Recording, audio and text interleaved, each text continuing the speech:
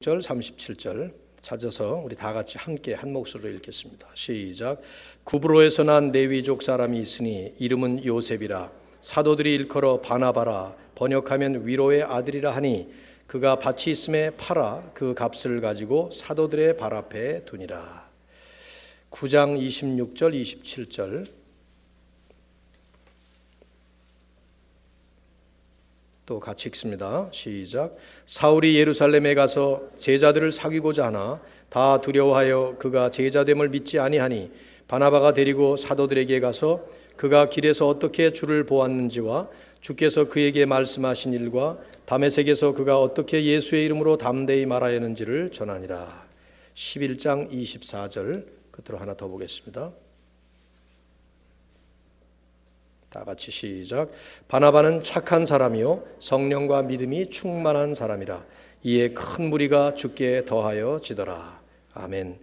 24절 그 말씀은 다음 주에 암송이니까 우리 함께 한 번 더 읽죠. 시작. 바나바는 착한 사람이요 성령과 믿음이 충만한 사람이라. 이에 큰 무리가 주께 더하여 지더라. 아멘. 제가 한번 잠깐 기도하겠습니다.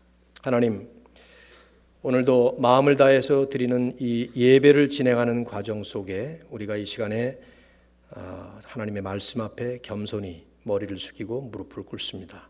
주께서 성령의 감동으로 기록하신 말씀을 우리에게 주실 때 또한 우리 안에 계시는 성령께서 지혜를 주시고 마음을 주셔서 이 말씀을 통해 우리가 어떻게 살아야 될지를 주의 음성으로 듣는 시간 되게 하여 주옵소서. 제가 이 말씀을 허튼 소리로 잘못 전하지 않도록 성령께서 제 입술과 생각을 주장하시고 이미 준비된 말씀 위에 성령의 기름을 부어주시며 듣는 모든 회중들의 마음속에 성령의 운행하심이 우리의 마음을 말씀 안에 함께 모아지는 시간 되도록 축복하여 주시옵소서. 예수님의 이름으로 기도드립니다. 아멘. 사도행전은 복음의 확장 원리를 보여주는 성경이라고 말씀을 드렸습니다. 처음 사도행전 강해를 시작할 때 즉 예수 그리스도께서 십자가와 부활을 통해서 이루신 구원의 소식인 복음이 어떻게 로마라고 하는 땅끝까지 나가게 되었는가, 그 모습과 과정을 보여주면서 복음이 어떻게 확장되었는지를 이렇게 보여주는 그런 성경이에요. 그래서 그 모습을 보여줌으로 인해서 오는 세대에 계속되는 복음 확장은 어떻게 되는 것인가 하는 것을 성경이 이 사도행전이 우리에게 예증한 것입니다. 즉 설명이 아닌 예를 들어서 우리에게 말씀을 주신 것이죠. 그 원리는 간단해요. 이 복음 확장의 감독자는 주님의 영이신 성령님이시라는 겁니다. 또 그 주역은 교회였다는 것입니다. 그리고 그 모습과 그 과정과 방법은 성령의 충만하심으로 담대하게 복음을 증거하고 또한 성령의 충만하심으로 복음의 핵심인 사랑을 진정으로 이루는 이런 사랑의 헌신 공동체로 그들이 섬으로 인해서 이 복음 확장을 이루었다는 것이죠. 그래서 누가는, 사도행전을 기록한 이 저자인 누가는 지금까지 우리가 본 말씀을 보면 초대교회가 보인 두 가지 뚜렷한 사역을 강조했어요. 첫째는 담대한 복음의 선포예요. 능력 있는 복음의 선포입니다. 초대교회를 보면 어떻게 이렇게 할 수 있을까 생각될 정도로 정말 담대하게 능력 있게 복음을 증거하는 모습을 아주 역력하게 보여줘요. 이미 여러 번 보았습니다만 공회가 그들을 협박하고 또 이제 앞으로 보게 되겠지만은 그보다 훨씬 더한 이런 핍박, 환난 이런 걸 통해서 그들을 그저 억누르고 했지만 전혀 위축되지 아니하고 오히려 담대하게 성령 충만하게 능력 있고 효과적으로 복음을 잘 증거하는 그런 모습을 사도행전 전체를 통해서 보여줘요. 그런데 또 한 가지는 그런 능력 있고 담대한 복음 선포의 핵심, 또 그 밑거름에 또 하나 진정한 사랑의 나눔이 있었다는 것입니다. 이 4장 32절에 이미 우리가 외웠습니다마는 믿는 무리가 다 한 마음과 한 뜻이 되어서 모든 물건을 서로 통용하고 자기 재물을 조금이라도 자기 것이라 하는 이가 한 명도 없었다. 즉 모든 사람들이 믿는 사람들이었고 그 믿음의 기초에서 마음과 뜻이 하나가 되었고 무엇보다도 그런 모습이 진정한 사랑을 삶으로 나누는 모습을 갖추었던 거예요. 말만 아니라 행동으로 이론이 아닌 삶으로 그들은 사랑을 실제로 나누었어요. 그래서 그 가운데 굶주린 사람이 있으면 그냥 나 몰라라 한 것이 아니라 그 굶주린 사람의 배를 자기 배를 굶으면서까지 채워주는, 그 사람들 가운데 고민이나 문제가 있으면 함께 그 문제를 부둥켜 안고 그 고민 문제를 가지고 같이 기도해주고 자기 문제로 삼고 나가는 이러한 진정한 사랑의 공동체의 모습을 이루었던 것이죠. 그런 복음의 핵심인 사랑이 밑거름이 되었기 때문에 그들이 전파하는 복음도 역시 능력 있게 선포되었던 것입니다. 이제 오늘 본문과 다음 본문에서 누가는 이러한 그 교회 공동체 안에 사람을 둘을 택해서 긍정적인 예와 부정적인 예를 우리에게 증거해 줍니다. 하나는 바나바를 통해서 보여준 긍정적인 예고요. 또 하나는 아나니아와 삽비라라는 부부를 통해서 보여준 부정적인 예화예요. 우리가 이제 오늘과 다음 주에 이 말씀을 같이 나누게 될 텐데, 먼저 오늘 이 바나바라는 한 사람을 통해서 보여준 그 긍정적인 예를 이제 주목을 할까 합니다. 교회를 축소판으로 보여준 모습이에요. 그리고 대표적인 일종의 모델 케이스로 보여준 긍정적인 모델이죠. 오늘 제가 이 바나바를 사도행전에 나오는 내용대로 쭉 좀 뽑으려고 하다가 한 번의 설교로는 좀 시간이 부족하죠. 그래서 그 중에 이제 나중에 본문이 나온 대로 또 보겠습니다만 반복될 거예요. 그러나 이 시간에는 핵심적인 바나바에 대한 핵심적인 성경 구절만을 오늘 본문과 또 나오는 두 개의 본문을 더 포함해서 함께 좀 나누도록 하겠습니다. 어떤 사람을 우리가 인물을 분석하고 연구한다고 할 때 우리는 뭐 동물을 연구하듯이 뭐 해부하고 쪼개고 그렇게 못하죠. 총체적으로 보아야 합니다. 그래서 이제 이 본문 세 본문을 우리들이 같이 연결해서 함께 보고 나서 우리에게 합당한 말씀으로 좀 같이 적용하면 좋겠습니다. 자, 오늘 본문 다시 한번 여러분이 4장 36절 37절 먼저 한번 봅시다. 제가 다시 한번 읽겠습니다. 구브로에서 난 레위족 사람이 있으니 이름은 요셉이라. 사도들이 일컬어 바나바라 하니 번역하면 위로의 아들이라. 우선 이분의 원래 이름은 요셉이었습니다. 본문에 보시면 그렇죠? 구브로, 사이프러스에서 태어난 레위족 사람이었고요. 성경이 어떤 한 사람의 프로파일을 설명할 때 아주 축약해서 그러나 반드시 필요하기 때문에 전하는 그런 말씀들이 있습니다. 그러니까 오늘 본문에도 바나바에 대한 설명을 할 게 많겠죠. 그러나 간단하게 이렇게 설명하는 것을 우리들이 주목할 필요가 있어요. 본명이 요셉이에요. 요셉은 아주 흔한 이름입니다. 한국식으로 하면 김씨성 뭐 이런 정도 되는 거예요. 아마 김씨보다 더 많을지 몰라요. 요셉. 근데 이분은 본명이 아니라 별명으로 알려진 분이에요. 바나바라는 별명이. 바나바라고 하는 말은 bar, B-A-R 영어로 하면 아들이란 뜻입니다. 그러니까 여러분이 복음서나 이런 신약 성경에서 바자가 맨 앞에 붙어 있는 사람은 번역하기를 아들이라고 번역하면 돼요. 바돌로메, 그럼 돌로메의 아들, 바디메오, 디메오의 아들, 바사바, 사바의 아들, 바라바, 라바의 아들, 그런 뜻인데 이 아들이라는 그 직역하면 그런 뜻이지만 그러나 그 단어를 붙임으로 인해서 이러이러한 사람, 그 사람의 인격, 그 사람의 그 됨됨이를 설명하는 말로 설명하는 거예요. 나바라고 하는 바나바에서 나바라는 말은 나비라는 히브리 원어에서 온 말인데 이건 선지자라는 뜻입니다. 선지자가 하는 일이 말씀을 선포하고 말씀으로 백성들을 권면하는 일이었죠. 그래서 바나바라는 말은 권면의 아들, 선지자의 아들 이런 말인데요. 그 권면하는 사람 이런 뜻이에요. 그러니까 많은 성경학자들은 아마도 바나바는 성경에는 기록되어 있지 않지만 이분은 설교자나 혹은 가르치는 자로서 사람들을 선지자처럼 권면하고 또 가르치고 그랬을 것이다 이렇게 생각이 되는 거죠. 그걸 이제 누가가 이 이름을 의역해서 이 번역한 것을 의역해서 위로의 아들 이렇게 번역을 해놨습니다. 이건 성경의 기자인 누가가 성령의 감동으로 그렇게 표현한 것이죠. 즉 위로의 아들 혹은 권면의 아들. 근데 그 이름답게 바나바는 사도행전에 아주 일관성 있게 다른 사람을 위로해주고 격려해주고 권면해주고 긍정적으로 설득하는 사람으로 등장합니다. 한결같이 그렇게 나와요. 여러분이 사도행전 한번 쭉 읽어보세요. 바나바는 언제나 그런 모습으로 나와요. 그러니까 이런 이름으로 알려진 거죠. 그 사람에게 붙여줬어요. 오늘 본문은 그 중에 한 예를 설명하는 거예요. 37절에 그가 밭이 있음에 밭을 팔아 그 값을 가지고 사도들의 발 앞에 두니라. 밭, 땅이란 얘기예요. field 혹은 land. 그 밭이 얼마나 큰 밭이었는지, 밭을 판 값이 얼마나 됐는지, 그 값으로 얼마나 많은 사람을 구제했는지 그런 건 기록을 안 해요. 다만 성경이 누가의 손을 들어서 그 사람이 레위인이었는데 밭이 있었고 밭을 팔았다 하는 얘기만 기록하는 것을 볼 때 우리가 전체를 종합을 해보면 구약법에 의하면 벌써 자는 사람들이 있네. 앞으로 제가 계속 깨울 테니까. 구약법에 의하면 레위 사람은 밭이나 땅을 소유하지 못하게 되어 있었어요. 그런데 밭을 가지고 있었다 이 말이죠. 그래서 대부분의 성경학자들은 이 사람이 가지고 있었다는 이 밭, 이 땅은 본인이 가지고 있었던 유일한 땅이었을 것이다. 그분이 죽게 되면 묻히게 될 매장지, 그건 가지고 있을 수 있었거든요. 그것일 것이다. 그렇게 보면 이분은, 바나바는 자신에게는 유일한 부동산이었던 그 밭을 팔아서 구제한 것이죠. 그래서 당시 예루살렘 교회에 이것이 유명하게 될 만큼, 누가가 여기다 기록을 할 만큼 그랬던 거예요. 한마디로 얘기한다면 아주 귀한 엄청난 물질의 헌신을 했다는 얘기입니다.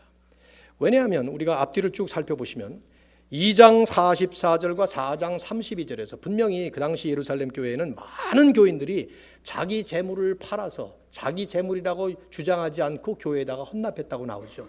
그럼에도 불구하고 유독 바나바만 굳이 이 헌금을 헌납한 것을 언급한 것은 그만큼 그것이 큰 헌신이었다는 것을 보여주는 것입니다. 게다가 바로 다음에 등장할 아나니아와 삽비라를 대조하는 것입니다. 이 바나바는, 즉 아나니아와 삽비라는 이제 곧바로 베드로에게 너는 마음에 사탄이 가득하여 성령을 속이고 땅값을 감추었다, 이런 책망을 받고 죽어요. 근데 그와 비교할 때 정반대로 이 사람은 한 부분은 사단이 가득하여 성령을 속이고 땅값을 감춘 사람들이지만, 그래서 겉으로만 밭을 헌납하고 겉으로만 그런 일을 했지만, 이 바나바는 오히려 성령이 충만해서 11장 24절에 나오잖아요.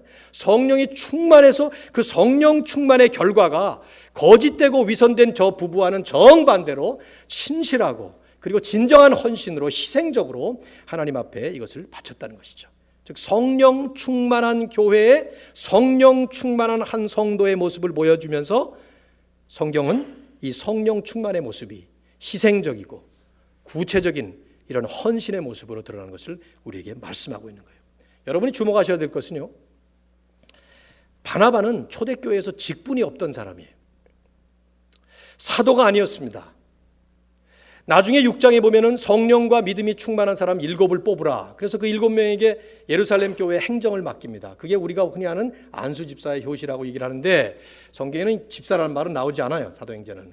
우리말 번역에 나중에 보면 집사라고 잘못 번역이 되어 있는데, 아무튼 그 7명의 명단에도 바나바는 들어있지 않아요. 스데반을 포함해서 7명이 나오잖아요. 그렇다면 바나바보다 그 7명이 더 성령 충만한 사람이기 때문에 뽑혔느냐?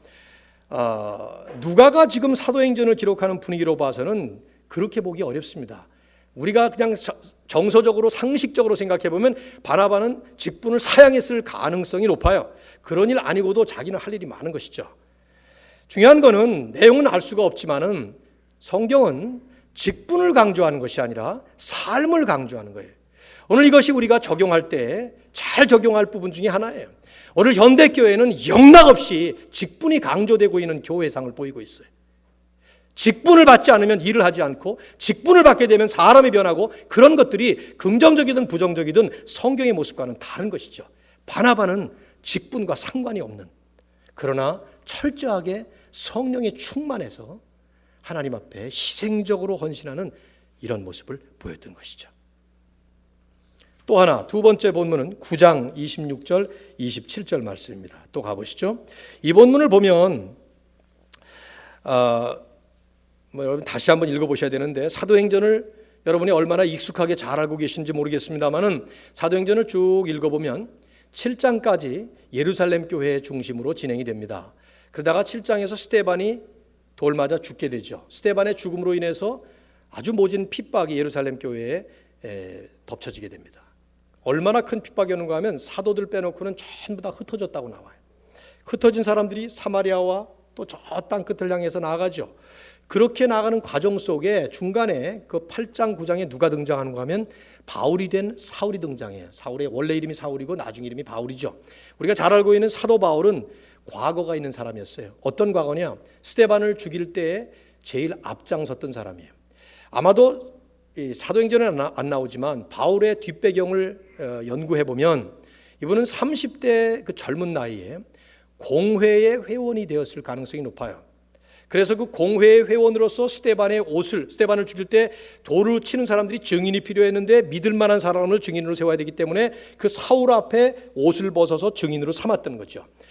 이 사울은 30대 젊은 나이에 요즘식으로 하면 컨그레스맨 혹은 세네터에 해당되는 정치 지도자들 그룹에 해당되는 70여 명의 산헤드린 공회의 회원이 되었어요. 산헤드린은 요즘의 세넷이나 컨그레스와는 비교도 할 수 없을 만큼 정치와 종교와 사회가 하나로 되어 있었던 그때의 그 전체를 아우르는 리더 그룹들이었습니다. 그 중에 한 사람이었고 공부도 최고 학문을 가말리엘의 문화에서 수제자로 자랐던 그런 사람이에요. 막강한 영향력을 발휘하는 세력자 젊은이였던 것이죠.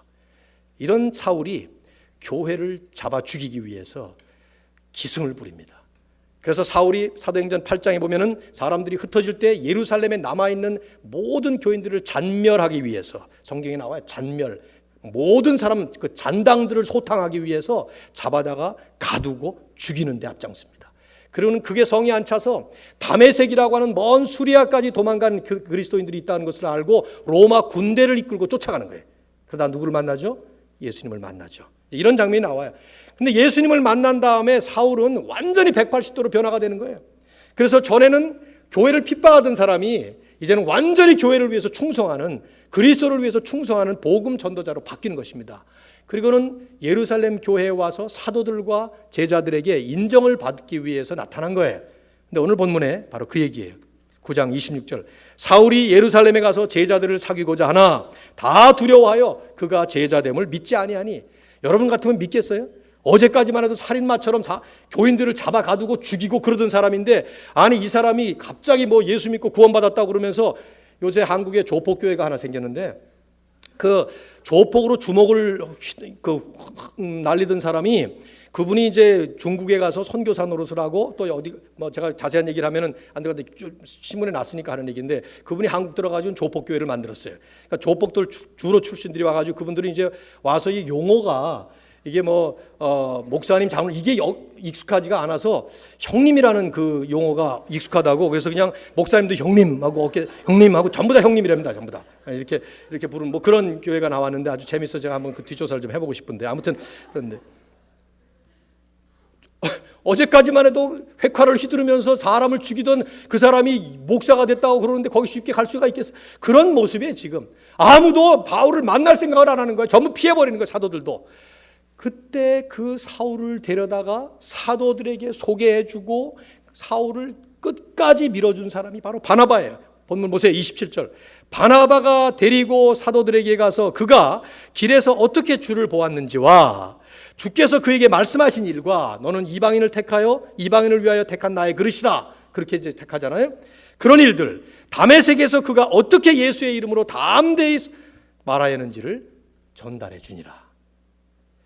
바나바는 모든 사람들이 꺼려하고 모든 사람들이 믿어주지 않는 그 사울을 믿어주고 받아주고 세워주고 밀어주는 그런 사람이었어요.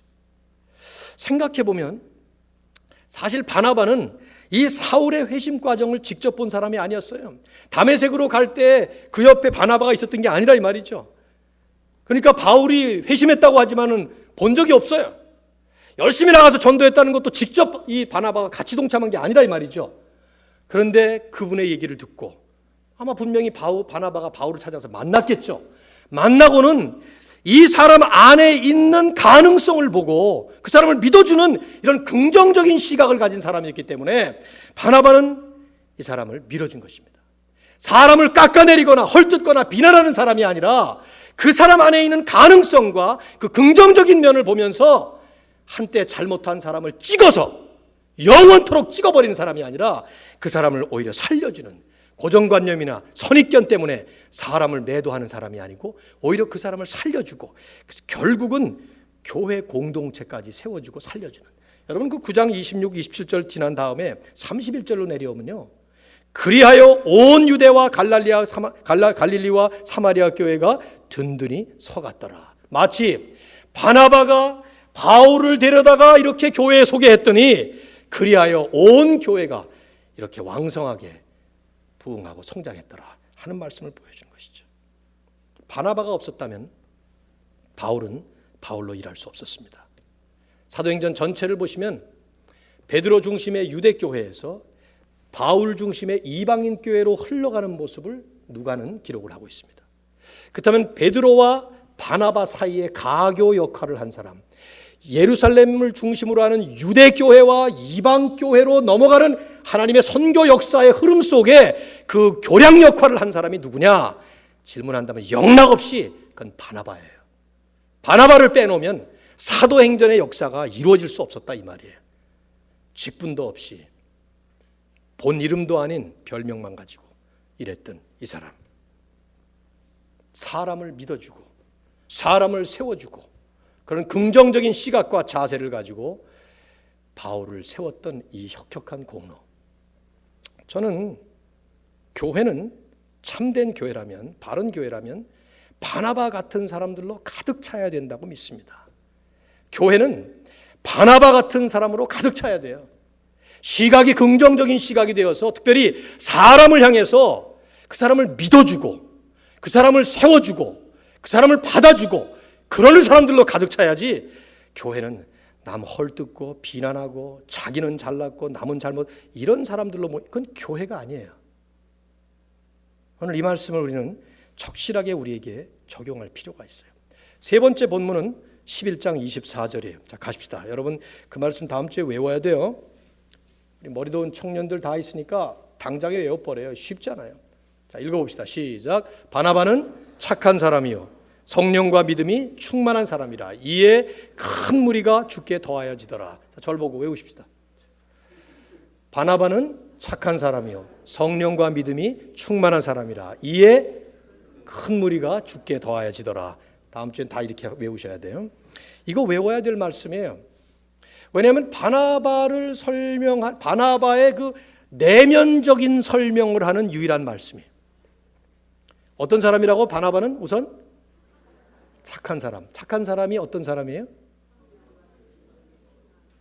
너무 성경에 익숙하시네. 착한 사람은 착한 사람이에요. 누굴 보고 착한 사람이라 그래요? 착한 사람 보고 착한 사람이라 그래요. 우리가 흔히 어린애들 보면서 쟤는 참 착하다. 그럴 때 왜 그럽니까? 착하니까. 반대가 뭐예요? 너무 나쁜 사람 혹은 근데 어린애가 뭐 나빠봐야 얼마나 나쁘겠어요. 악한 사람, 어린애가 악해봐야 얼마나 악하겠어요. 제 식대로 표현하면 못된 사람. 전 참 못된 녀석이다. 참 착한 아이다. 이렇게 표현하잖아요. 사도행전에 유일하게 착한 사람이라고 표현된 사람이 바나바예요. 딱 한 번 나와요. 그러면 예루살렘 교회에 남은 사람들은 전부 다 못된 사람, 전부 다 악한 사람이었을까요? 여태까지 우리가 예루살렘 교회를 봤잖아요. 쭉. 오늘 설교 18번째인데 17번 보는 동안에 예루살렘 교회 교인들이 내 물건 할 것 없이 서로 사랑, 이런 사람들이 어떻게 착하지 않아요? 다 착한 사람들이었을 거예요. 물론 아나니아 삽비라는 빼놓고 이제 나중에 나오지만은 그 당시 교회가 완벽한 교회는 아니었다 하는 걸 보여준 거죠. 다음 주에 할 얘기고요. 다 착한 사람들이었을 거예요. 그런데 그 중에도 부각될 만큼 스탠드아웃한 사람이 바로 바나바였어요. 그래서 성경에 유일하게, 여기 사도행전에 유일하게 착한 사람, 주님께서 비유로 설명하신 말씀 가운데 마태복음 25장에 보면 5달란트, 2달란트, 1달란트 받았던 종들을 나중에 둘로 나누어서 평가할 때 하셨던 말씀 기억하시죠? 어떻게 나와요? 두 종에게는 착하고 충성된 종아, 한 종에게는 악하고 게으른 종아. 착하다, 악하다 하는 표현을 하고 있어요. 이 표현은 그냥 지나갈 표현이 아니에요. 유심해야 될 표현이다 이 말이죠. 왜? 우리가 주님 앞에 섰을 때에 주님께서 우리를 평가하실 때 사용할 용어이기 때문에 그래요.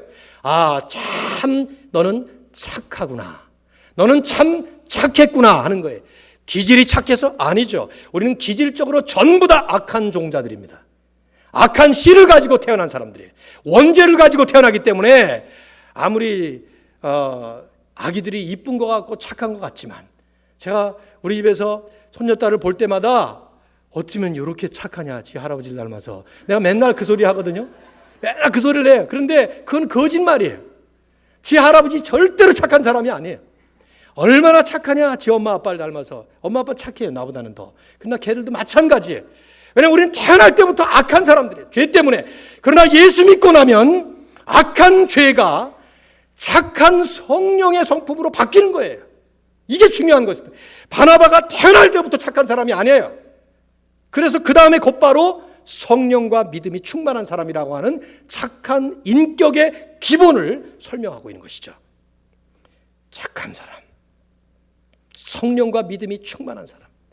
6장 7절에 가면은 이제 7명을 뽑을 때 거기에 사용했던 기준이에요. 성령과 믿음이 충만해서 칭찬받는 사람 7을 택하라. 거의 칭찬받는 사람 7을 택하라 그러니까 우리는 교회에서 인기 투표한 것 같아요. 나중에 보겠습니다만 그 뜻이 아니에요. 성령과 믿음이 충만한 걸 우리는 눈으로 볼 수 없어요. 여러분 보십시오. 누가 성령과 믿음이 충만해요? 인상 좋은 사람?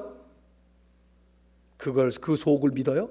만물보다 부패한 것이 사람의 마음이라. 이렇게 나오는 거 성경에 있는 거 아시죠? 몰라요. 성령과 믿음이 충만해서 아무도 몰라요. 근데 그것이 이제 겉으로 드러난 모습이 사람들에게 평판이 좋은, 그래서 투표하는 것입니다.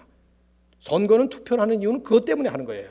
성령께서 인도하셔서 보이지 않는 그 안에 있는 것들이 겉으로 드러나서 성령으로 인도하는 공동체의 투표를 통해서 그런 사람을 뽑는 것이죠. 바나바는 성령과 믿음이 충만한 것이 착한 성품으로 드러난 거예요. 착한 그런 모습으로 나온 것이죠. 그래서 이분은 오늘 이 11장은 어떤 내용이냐 하면 그냥 제가 설명을 드릴게요. 나중에 강의는 하겠지만 그 장에 오면은 예루살렘 교회가 흩어지고 모든 그 교인들이 전부 흩어져서 가는 곳마다 복음을 전했어요. 8장 4절에 보시면 9장과 10장에 사울이 회개하고 고넬료가 환상을 받고 베드로가 이방인에게 복음이 증거된다는 것을 믿을 수가 없었는데 하나님께서 베드로에게 고넬료를 만나게 하셔서 결국은 이방인들에게도 하나님이 성령을 주셨구나. 이게 이제 예루살렘 교회가, 그렇다면 우리가 하나님이 하시는 일을 막을 수가 없지. 그리고 인정하자. 그 다음에 나오는 11장에 어떤 얘기가 나오는가 하면 사람들이 나가서 복음을 전하는데 어디까지 가는가 하면 저 소아시아까지 간 거예요. 지금의 터키까지. 근데 거기 가서 사람들이 주로 유대인에게만 전했는데 어떤 사람들은 안디옥까지 가서, 수리아 안디옥입니다. 안디옥까지 가서 거기에서 이방인에게도 복음을 증거한 것이죠. 그래서 안디옥 교회는 이방인들이 가득 모이기 시작한 거예요. 근데 이제 그 소문이 예루살렘 교회에 전달된 거죠. 아니, 이방인 교회가 세워졌어? 그게 정말 합법적인 교회야? 혹시 이단 아니야? 뭐 이런 의심이 생긴 것이죠. 그래서 예루살렘 교회는 본부답게 조사단을 파견한 거예요. 그 조사단 단장이 바나바였던 거예요. 질문, 왜 바나바를 조사단으로 보냈을까? 여러분 같으면 누구를 조사단으로 보내겠습니까? 똑똑한 사람? 어떤 사람 보내겠어요? 성령과 믿음이 충만해서 착한 사람이라 함부로 남을 비판하거나 함부로 남을 깎아내리거나 또 성령과 믿음이 충만하기 때문에 판단력과 분별력도 정확해서 그런 분이 가서 조사를 해야 이거는 편견 없이 사심 없이 정확하게 보고를 하겠기에 보낸 거예요. 그 말씀을 하는 과정 속에 누가는 바나바는 착한 사람이요 성령과 믿음이 충만한 자라. 그래서 그 사람 때문에 이에 큰 무리가 죽게 더하여지더라. 바나바 때문에 그 교회가 부흥하고 바나바 때문에 교회가 성장하는, 결국 안디옥 교회를 예루살렘 교회에 연결해서 인정받게 만드는, 바울을 사도들에게 소개할 때처럼 안디옥 교회를 또한 예루살렘 교회로 소개해서 그 가교 역할을 해서 결국 하나님의 복음 확장의 이 역사를 이루었던 결정적인 역할을 한 사람이 바로 바나바 이 한 사람이었다 이 말이죠. 한 사람 때문에 교회가 부흥한다는 것이 믿어집니까? 한 사람 때문에 하나님의 역사가 이루어진다는 것이 믿어지시느냐고요. 저도 그 한 마음 가지고 목회를 하고 있어요. 한 사람. 제가 최근에 주유소 습격 사건이라는 영화를 또 한 번 봤어요. 좋은 영화 아니에요. 보지 마십시오. 깊은 영성이 있는 분이 아니면 볼 수 없는 영화인데 맨 욕지거리에다가 뭐 이건 아주 망나니 영화인데 거기서 저는 오래전에 그 영화를 처음 봤을 때 계시와 같은 말씀을 거기에 유호성의 입술을 통해서 들었어요. 거기 한 녀석이 형은 패싸움 할 때 어떻게 싸워? 그러니까 이런 갖구목을 가지고 꽉 치면 나는 한 놈만 패? 그러더라고요. 영화의 주제예요, 그게. 끝까지 걔 한 놈만 패는 것 때문에 거기 그 철가방이 두드려 맞잖아요. 마지막에 보시면은 뭐 안 보신 분들도 있으니까 한 놈만 패. 뭐 저야 그런 용어를 쓸 수 없지만은 한 사람만이라도 은혜 받고 한 사람만이라도 변화되고 한 교회만이라도 바로 선다면 하나님은 하나님의 역사를 이루어 가실 것이다.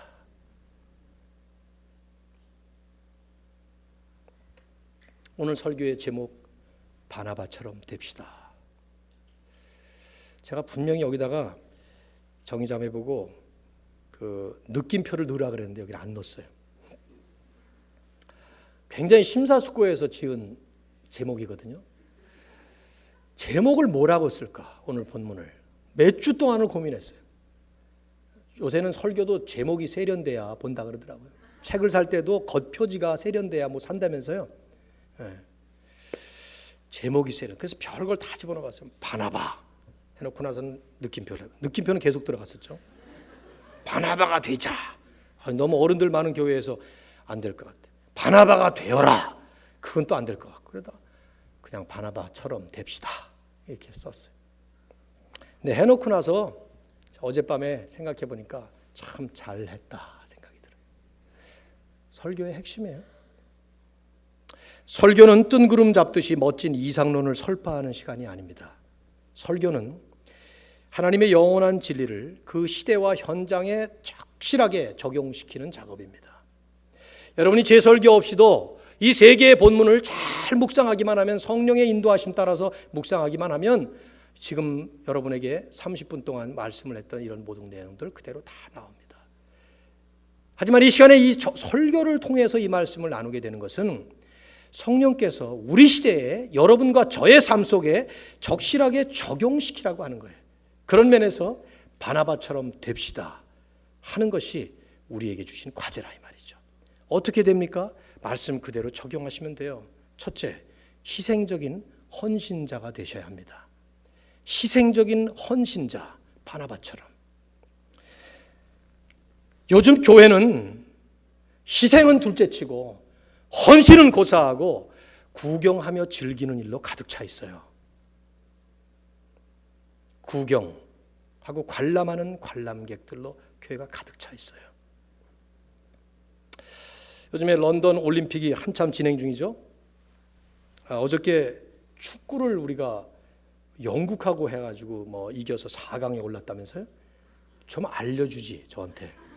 어째 그 본 사람들 그런 거 있으면 좀 알려주면 좋겠어요. 나 좀 그 정도는 나도 보고 싶은데. 근데 다 본 다음에 어떤 장로님이 나한테 알려주셔가지고, 보신 장로님이 나한테 알려주셔가지고 확 당연해서 잘라버릴까 그런 생각 들더라고요. 어떻게 혼자만 보시고 그냥. 근데 아무튼 그래가지고 막 장로님 이겼다고. 뉴스를 보니까 뭐 런던에서 했잖아요. 영국하고. 그러니까 적진의 심장에 들어가 적군을 뭐 대파하다 뭐 이런 게 나와. 말들은 잘 써야 하여튼. 근데 생각해 보시면 그 누가 그런 거예요? 누가 그런 글 쓴 겁니까? 전부 다 구경한 사람들이 그런 거예요. 기자도 구경하고. 아니 구경만 해도 신나기는 신나지. 4강에 또 올랐어요. 이제 다음에 일본도 4강에 올랐다며. 그러니까 일본은 우리가 이기도록 기도를 해야 되는데 아무튼 이게 구경꾼의 심리라. 고생은 선수들이 하지만 즐기는 건 구경꾼이 하는 거예요. 선수 못지않게 즐기는 거. 아니 선수는 피 터지게 싸우지만 구경꾼은 힘들이지 않고 구경하고 흥분하고 좋아하는 거라 이 말이죠. 근데 정말 만일에 4강 올라서 결승에 올라서 우리가 올림픽에 금메달을 딴다면 그 금메달의 영광은 누가 누립니까? 선수들이 누리는 것이죠. 11명의 선수들 운동장에서 코피 터지고 이마 깨지고 그러면서, 우리가 월드컵 때 봤지만 황선홍이 이마에다가 피 묻은 붕대를 둘러감고 그리고는 헤딩하는 그 모습, 와 눈물 나지 않아요? 네. 근데 그건 그 선수가 정말 누리는 축복이고 영광이에요.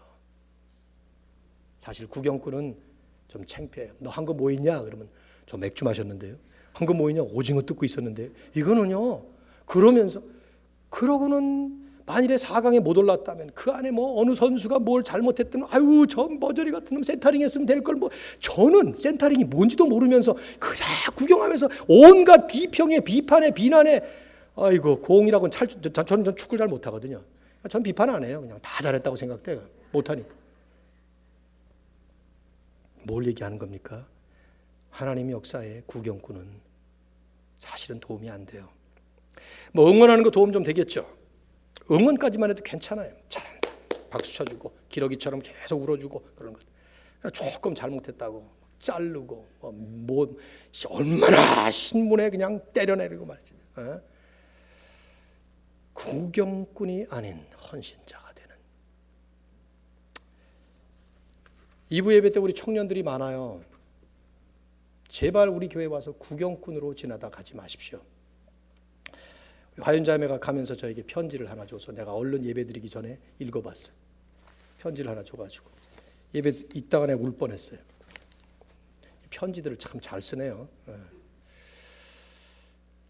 신앙생활 오래 하지 않았지만 이곳에 와서 신앙생활 잘하고 돌아가서 열심히 하겠습니다. 미안하지만 내가 좀 읽어야 되겠어. 이게 나한테만 쓴 편지인데 읽어야 되겠어. 뭐 저에 대한 얘기는 다 빼버리고 나 오늘 할 수 없네. 목사님의 말씀을 듣고 성장한 한 신도가 한국에 가서 복음을 전파하고자 하니 목사님의 말씀은 필라델피아 임마누엘 예배당이 아닌 한국까지 울려 퍼지는 것이겠지요.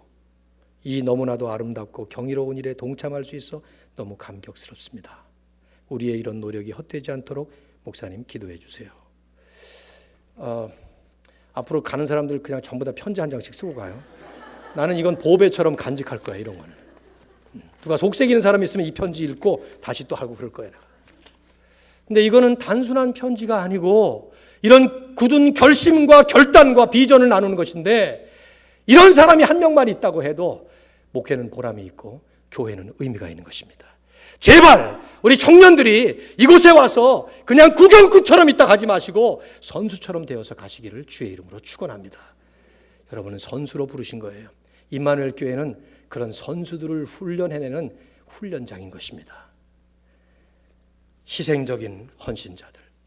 그러려면 남을 세워주고 믿어주고 두 번째로 그래서 공동체까지도 세워줄 수 있는 게 긍정적인 시각과 자세를 가진 사람이 되어야 돼요. 바나바처럼 되자는 게 뭡니까? 바나바, 격려의 아들, 위로의 아들, 권면의 아들 이런 별명이 됐어요. 요셉이라는 흔한 이름은 없어져 버리고 이 사람은 이제 초대교회 아니 영원한 하나님의 교회 역사 2000년 동안 바나바 이름을 바나바라고 지은 목사들이 얼마나 많은 줄 아세요? 격려의 사람, 위로의 사람, 권면의 사람, 다른 사람을 믿어주는 사람, 다른 사람을 세워주는 사람, 깎아내리고 무너뜨리고 망가뜨리는 사람이 아니라 세워주는 사람. 그러려면 긍정적인 시각을 가지고 남을 바라보고 교회를 바라볼 수 있어야 합니다. 긍정적인 시각. 난 참 우리 교회에 참 위로하고 격려하고 하는 분들이 많은 것을 한편 너무 감사해요. 제가 외로울 때 격려해 주신 분들이 많습니다. 힘들 때 위로해 주신 분들 많습니다. 우리 장로님들, 은퇴 장로님들, 권사님들, 뭐 집사님들, 또 청년들도 그렇고요. 참 그런 분들이 많은 게 든든합니다. 그러나 목회자의 욕심은 모든 교인들이 그렇게 되기를 원하는 욕심이 있어요. 이게 욕심이라면 잘못이지만 그게 비전이에요. 그 마음의 간절한 소망이에요. 어느 한 사람도 빠짐없이 그렇게 되기를 원하는 것이죠. 그게 욕심일까요? 무리한 생각일까요?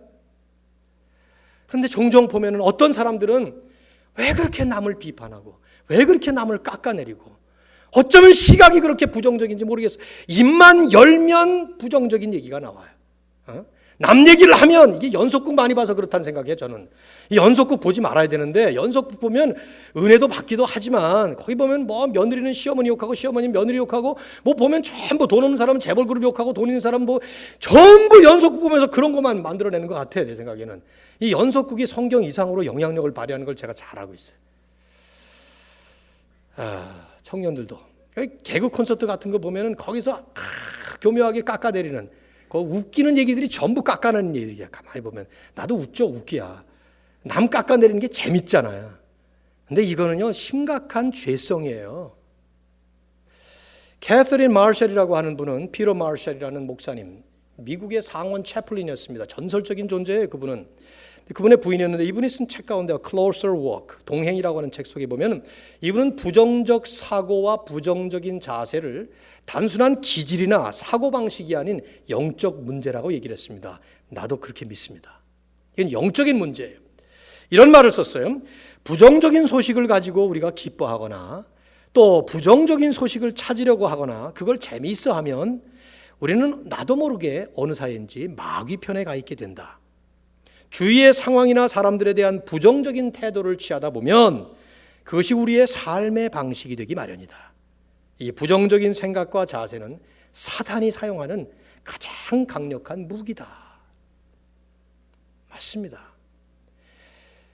우리가 죄인이었을 때, 예수 그리스도를 만나기 전에, 그래서 하나님을 만나기 전에 죄인이었을 때는 우리의 눈이 죄의 물로 가려워졌어요. 색안경을 썼죠. 전부 죄의 색안경을 쓴 거예요. 그러니 보는 것마다 전부 죄를 통과해서 보는 거니까 이 죄의 모습이 뭡니까? 교만과 이기심이죠. 나만 잘났어요.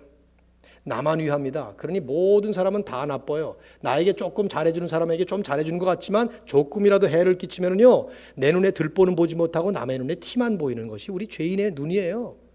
근데 이런 눈이, 이런 자세가 예수님 만나고 나면 어떻게 바뀌는가 하면 하나님의 눈으로 바뀌는 거예요. 하나님 보시기에 좋았더라 하는 그 태초의 그 모습으로 다시 환원되어 가는 과정을 가는 거예요. 그러다 보니까 이제는 나만 좋은 사람이 아니라 다른 사람에게 좋은 것도 보이는 거예요. 과거에는 나는 좋은 사람, 내 아내는 나쁜 여자, 나는 좋은 사람, 내 남편은 나쁜 놈, 이렇게 생각됐던 사람이 변화된 것이 내가 변화되기 때문에, 눈이 바뀌기 때문에 그 사람도 예뻐 보이고 그 사람도 귀한 모습이 보이는 거예요. 그래서 그 사람에 있는 가능성, 그 안에 있는 긍정적인 모습이 보이는 것이죠.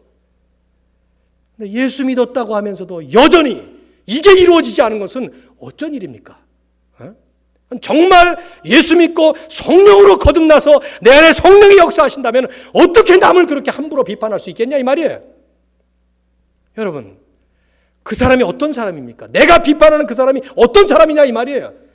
하나님이 그 사람을 귀하게 보셔서 당신의 독생자를 십자가에서 죽이시기까지 사랑한 사람인데 내가 뭐라고, 누구라고 그 사람을 헐뜯어서 그 사람을 망가뜨는 일을 하느냐 이 말이죠. 문제는 자기가 그렇게 하는 것이 무엇인지를 모른다는 게 문제예요. 남을 비판하고 부정적인 말을 하는 사람은 이게 부정적이고 남에게 해가 된다는 걸 몰라. 파괴적이라는 걸 몰라요. 누군가가 신랄하게 가르쳐줘야 깨달을 거예요. 그런데 종종 그런 것을 가르쳐주려고 하다가 보면은 욱 하면서 올라와서 오히려 더 반발하는 모습을 보죠. 죄성입니다.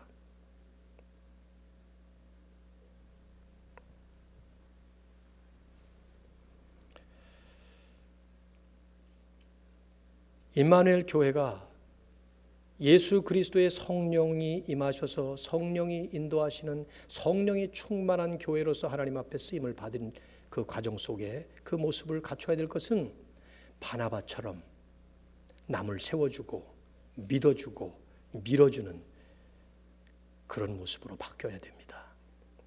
청년들부터 해보세요. 여기도 장년들이 많이 계십니다. 물론 윗사람이 먼저 해야 돼요. 윗물이 맑아야 아랫물이 맑습니다. 그러나 손봉호 교수님의 말씀처럼 윗물이 더러우면 샘물이 나오면 됩니다. 위 핑계대지 마세요. 기성세대 핑계대지 마세요. 청년들은. 여러분도 기성세대가 되니까 샘물이 되십시오.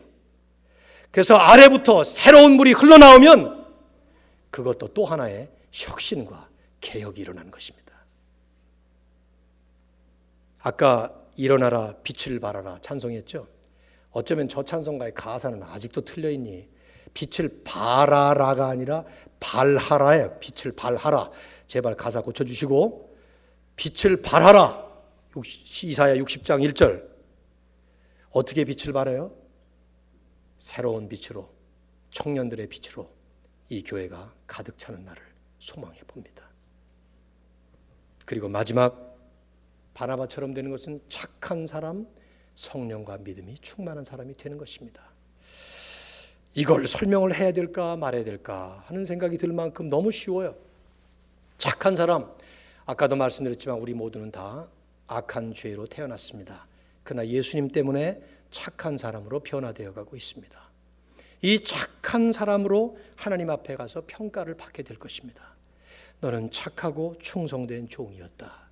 아니면 너는 악하고 게으른 종이었다.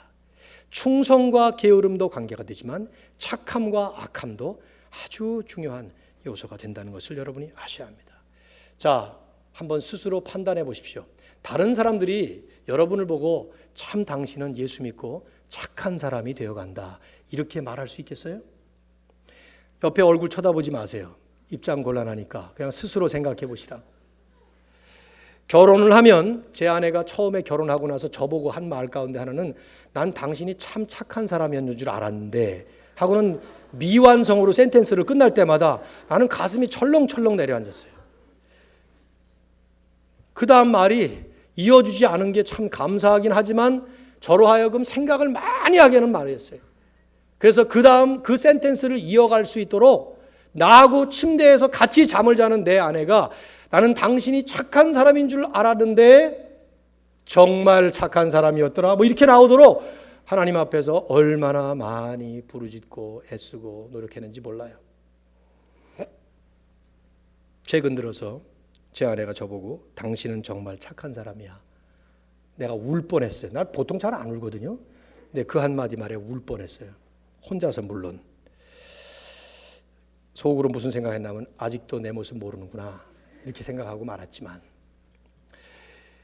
우리는 착한 사람으로 변화되어가는 과정에 있을 뿐이에요. 모두가 다 어느 순간 악해질 수 있고요. 다시 성령의 감동으로 변화되어 가는 것입니다.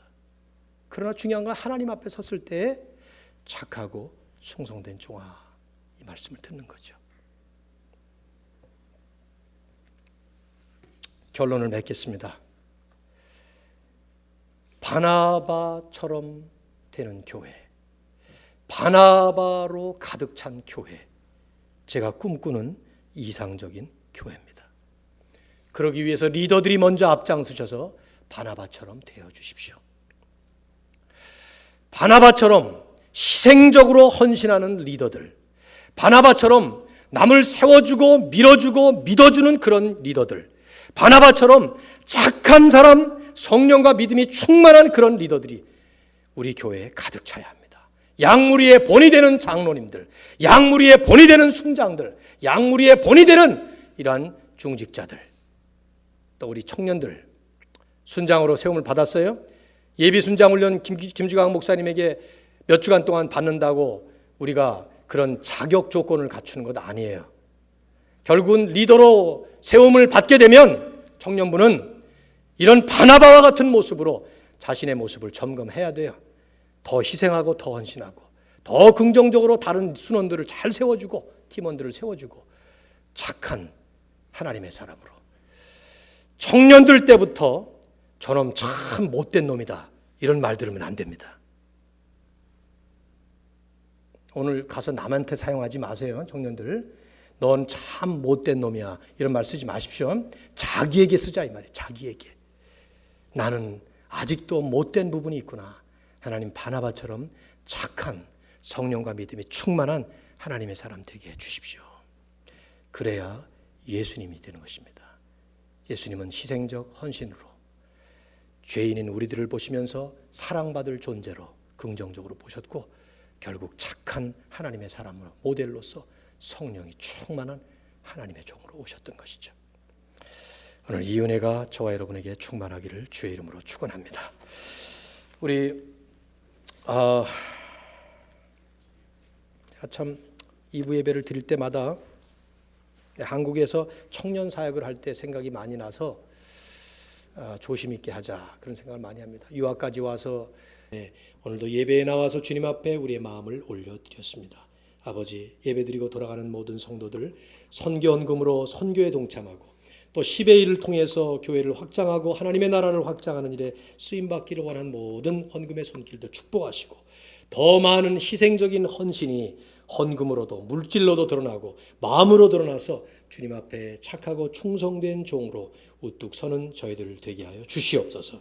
오늘도 바나바처럼 되기를 마음으로 작정하고 돌아가는 우리 모두를 하나님이 은혜로 축복하시고 능력으로 인도하여 주옵소서. 감사드리며 이제는 우리 주 예수 그리스도의 은혜와 하나님 아버지의 사랑과 성령의 충만하심이 바나바처럼 되기를 작정하는 모든 우리 믿음의 식구들 위해 이제로부터 영원토록 함께 있을지어다. 아멘.